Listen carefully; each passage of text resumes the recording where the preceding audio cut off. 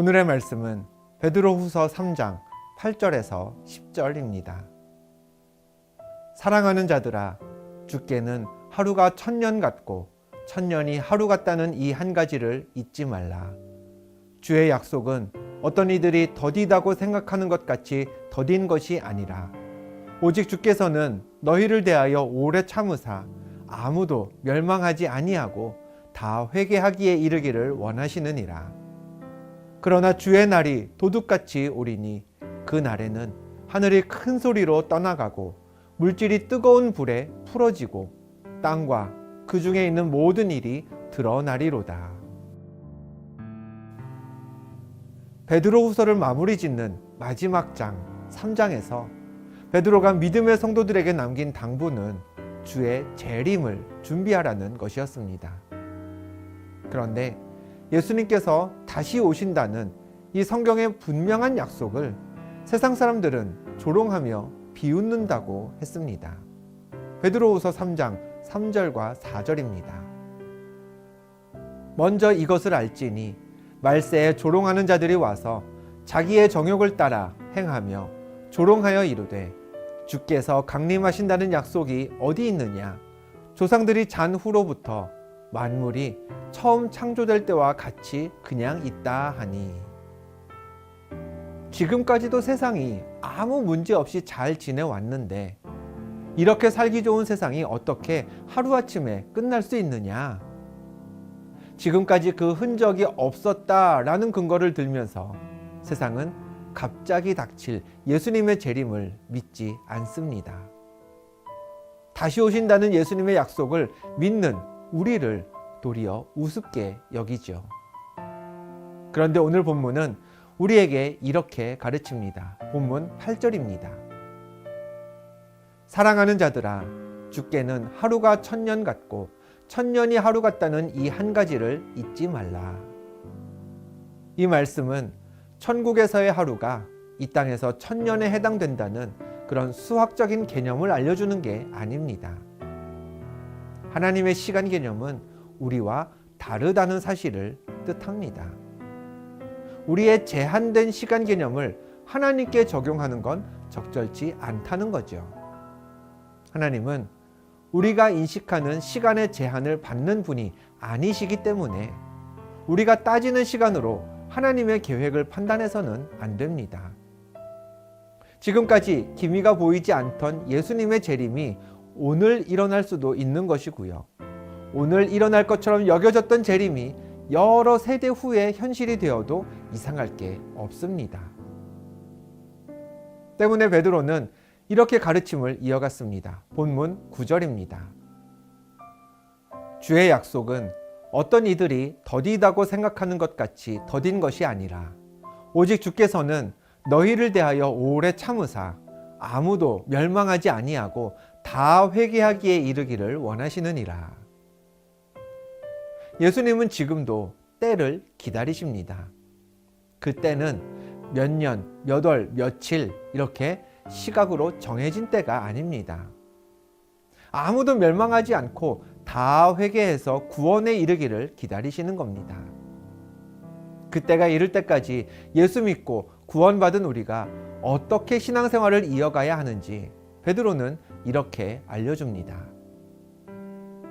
이 모든 것이 이렇게 풀어지리니 너희가 어떠한 사람이 되어야 마땅하냐?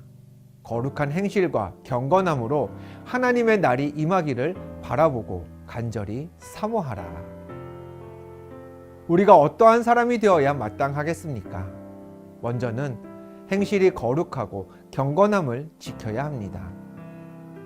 올해 우리 신앙의 목표처럼 청결한 그리스도인이 되어야 합니다.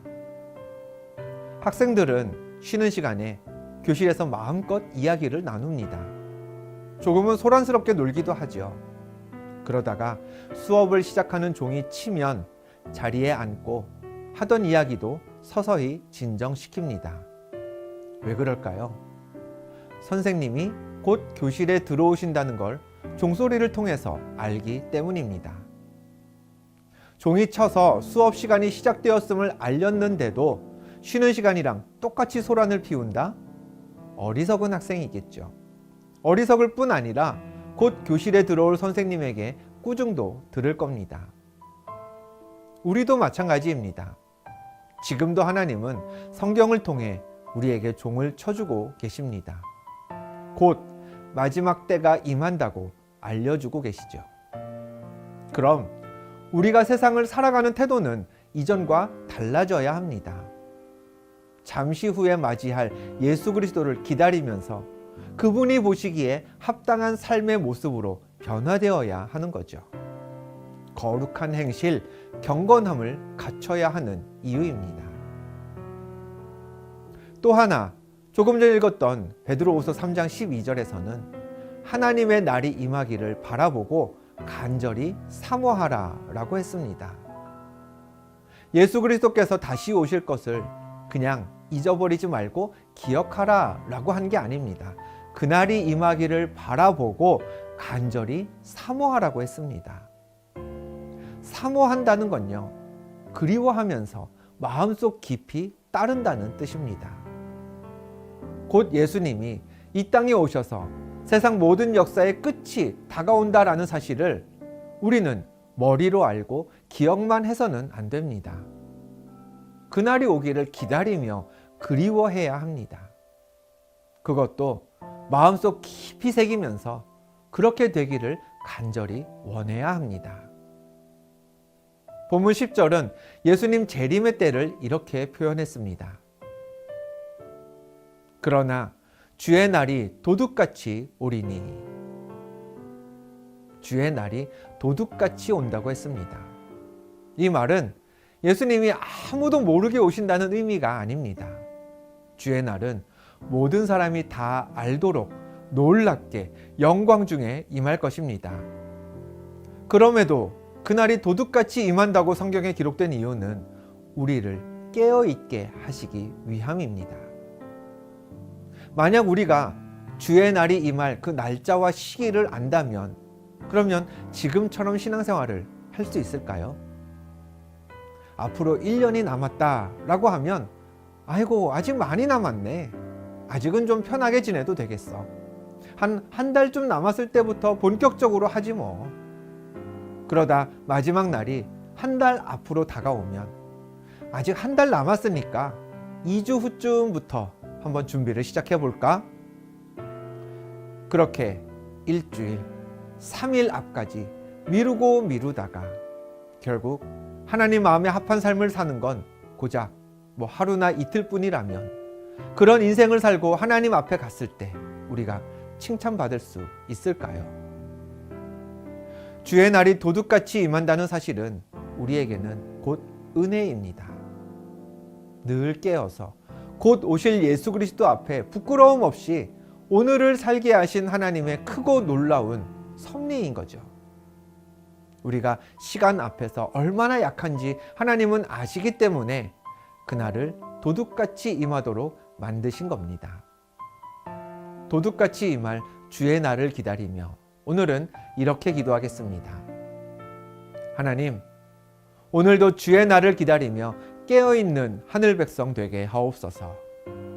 거룩한 행실과 경건함을 지키게 하시고 시간이 흐를수록 주님 오실 날을 사모하는 마음 갖게 하옵소서.